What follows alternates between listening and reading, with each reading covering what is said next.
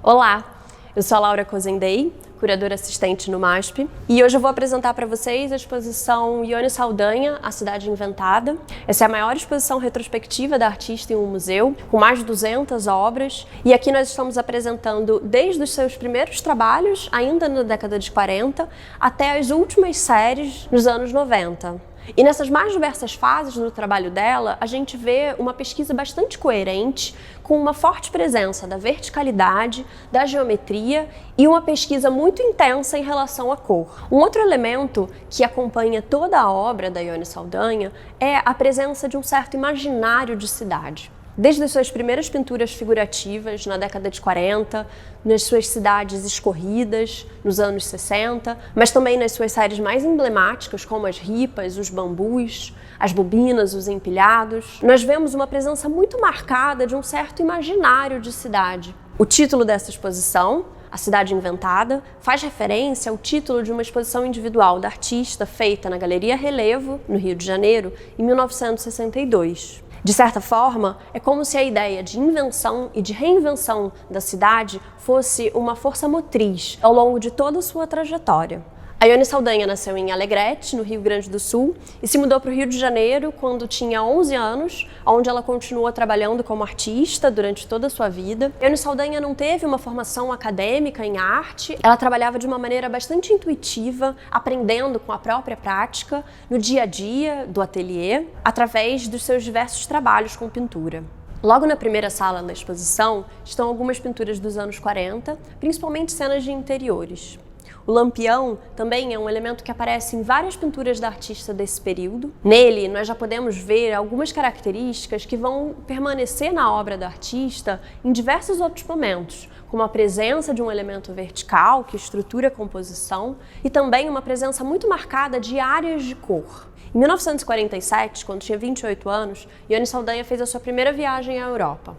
Lá, ela pôde não somente ver ao vivo diversas obras que ela conhecia antes só de livros ilustrados, mas também estudou a técnica do afresco e teve aulas na Academia Julian, uma escola muito importante para a formação de artistas nesse período. Foi no começo dos anos 50 que o tema da cidade começa a aparecer com mais força na obra de Saldanha. São paisagens urbanas, com construções que nos lembram a arquitetura de cidades históricas, como Salvador e Ouro Preto. E ao longo dessa série de casarios, nós vemos o trabalho da artista de fazer com que essas construções arquitetônicas fiquem cada vez mais geometrizadas, tornando cada vez mais abstratas. Nessas cidades, é muito raro termos a presença da figura humana. São as construções arquitetônicas que ganham cada vez mais protagonismo. Já na segunda metade dos anos 50, a obra de Ione Saldanha vai ficando cada vez mais abstrata. Nos chamados aparelhos, nós vemos uma repetição de várias formas geométricas, como triângulos, losangos, trazendo diversos desses elementos geométricos para a construção de uma arquitetura que aqui já ganha um caráter muito mais imaginário, lúdico. A artista já se aproxima ainda mais da abstração geométrica, criando um meio caminho entre o figurativo e o abstrato. Alguns anos depois, numa exposição no Museu de Arte Moderna do Rio de Janeiro, em 1959, Ione Saldanha apresenta um conjunto de telas que funciona como um desdobramento dessa série anteriores dos aparelhos. São telas ainda mais sintéticas, com áreas de branco e uma paleta de cores apenas com tons de cinza e variações de azul. Mesmo nessas telas muito mais sintéticas, nós podemos reconhecer vários elementos que nos lembram os seus casarios iniciais, como esses elementos triangulares que nos lembram as janelas com cortinas. Os agrupamentos aludem à simplificação de uma paisagem de grandes metrópoles, como se fosse a linha do horizonte de uma paisagem urbana delineada por construções verticais. No começo dos anos 60, Saldanha continua trabalhando com essas telas de grandes áreas de branco, pontuadas por diversos pequenos elementos. Agora eles já começam a ficar dispersos pela tela. Eles nos lembram a paisagem urbana no horizonte, como se fossem as luzes da cidade. As cidades continuam sendo um elemento muito marcante na obra de Saldanha ao longo dos anos 60. É nesse momento, em 1962, que a artista apresenta essa série de pinturas que levam o título Cidades. A multiplicidade urbana parece agora se refletir na diversidade de elementos que encontramos em algumas de suas composições. linhas, retângulos, círculos, cruzes, de diversos tamanhos e cores, em um amontoado organizado. Um caos harmônico de formas e matizes, mas com uma pincelada mais firme, ainda que feita à mão livre. Num primeiro momento, nós vemos telas que têm elementos mais geometrizados e com manchas de cor mais definidas. Nós podemos ver elementos arquitetônicos como edifícios, fachadas, escadas e grades, construídos numa perspectiva bastante plana. Essas construções são rebatidas, criando uma composição bastante complexa.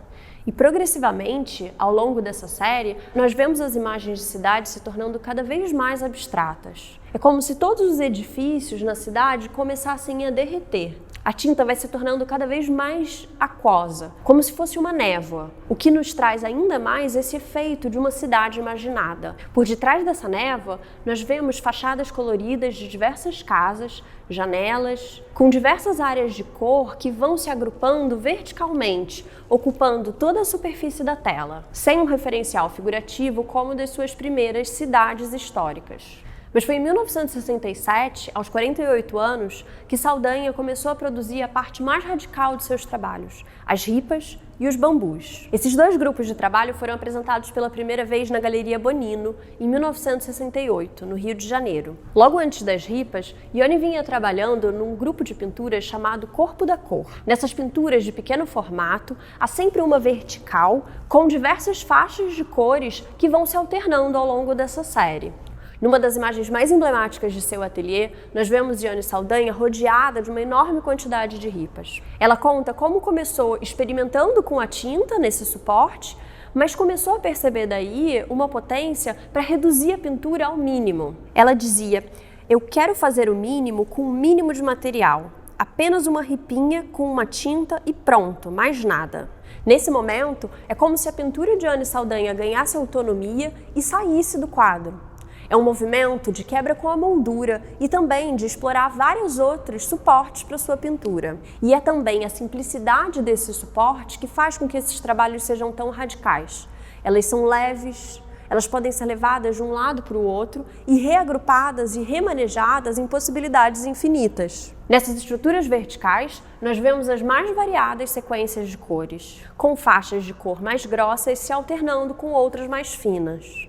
Por mais que a artista pensasse cada ripa individualmente, elas ganham ainda mais força quando são colocadas em conjunto. Esses conjuntos podem variar. Aqui nessa sala nós estamos apresentando as ripas de duas maneiras. Numa das paredes, são dois conjuntos que foram pensados assim pela própria artista. Na parede oposta, temos um agrupado de ripas de várias origens e de tempos diferentes. Essa extrema simplicidade não impediu que Saldanha desenvolvesse um excepcional e complexo trabalho de pintura nas ripas, com suas ricas e sedutoras variações de cores e pinceladas. No mesmo momento em que começou a trabalhar com as ripas, Saldanha também começou a explorar um outro suporte para sua pintura, os bambus, que se tornaram a sua obra mais icônica e que ela continuou produzindo ao longo de toda a sua vida. Com os bambus, Saldanha realiza um gesto bastante radical. Ela traz para a pintura um material bastante inconvencional, extraído da natureza. Nos bambus, Saldanha realiza sua pintura tridimensionalmente, dando de fato corpo à cor. Nós poderíamos relacionar esses trabalhos com alguns experimentos do neoconcretismo brasileiro de artistas como Elliot Sica e Lygia Clark, no sentido em que eles expandem o uso da cor para muito além do espaço da tela. Mas, no caso de Saldanha, que nunca chegou a se associar a esses grupos, é muito mais marcada a presença da mão da artista. Nos bambus, Ione Saldanha executa um trabalho primoroso de pintura. Suas pinceladas são muito marcadas e ela trabalha com variações de cores riquíssimas. A artista expôs os bambus tanto pendurados por fios de nylon no teto, como apoiados sobre o chão, quase sempre em conjuntos. Nos bambus de Ione Saldanha, a abstração geométrica ganha uma natureza muito mais fluida, orgânica e poética.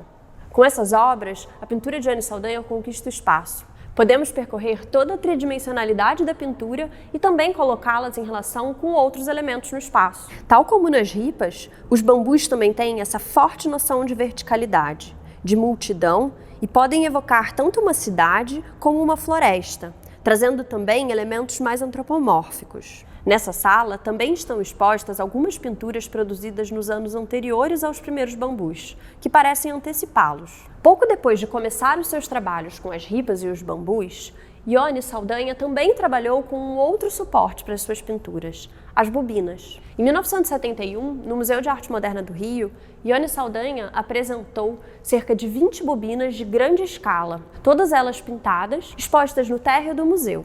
Bobinas de cabos elétricos apropriados do mundo da indústria. A bobina é um desdobramento muito coerente do bambu. Ambos têm qualidades cinéticas, formatos cilíndricos e dão continuidade a uma pesquisa complexa e sutil em torno da cor. As bobinas também trazem um elemento lúdico muito forte na obra da artista desde as suas pinturas dos aparelhos. Ao pegar um objeto do mundo industrial como suporte para a pintura, Saldanha também coloca em tensão a distinção entre o mundo da indústria e o das belas artes. Saldanha continuou produzindo suas bobinas até os anos 80. E nos anos 90, a forma circular reapareceu nos trabalhos em roda-flor, que também estão aqui expostos. Aqui nessa sala, nós temos as duas últimas séries desenvolvidas por Saldanha, os empilhados e as tábuas. Essas duas séries são desenvolvimentos extremamente coerentes dos trabalhos que o artista já vinha desenvolvendo com as ripas e os bambus. Eles continuam a pesquisa da artista com um empilhamento de cores geométrico e vertical. Tal como os bambus e as ripas, os empilhados também ganham uma nova potência quando são expostos em conjunto. Agrupados, eles trazem o efeito de uma maquete, criando mais uma das cidades inventadas por Ione. Já nos anos 90, Saldanha começou a pintar as tábuas, retornando à pintura bidimensional depois de quase 20 anos. As composições lembram folhas de janelas ou fachadas de edifícios. Percorrendo as diversas fases da obra da artista, nós podemos ver como muitas de suas pesquisas em torno de cor, da geometria, da verticalidade e da construção se mantêm e se desdobram nos muitos grupos de trabalho feitos pela artista. Desde as suas pinturas figurativas iniciais, com paisagens urbanas, e as suas cidades líquidas, nas ripas, nos bambus, nas bobinas e finalmente nos empilhados, as cidades de Ione são erguidas no conjunto de todos esses elementos da obra da artista. Lembrando que Lúcio Cardoso escreveu sobre a obra da artista ainda em 1962, há uma cidade que, consciente ou inconscientemente, ela tenta nos transmitir. A exposição fica aberta para visitação até o dia 6 de março.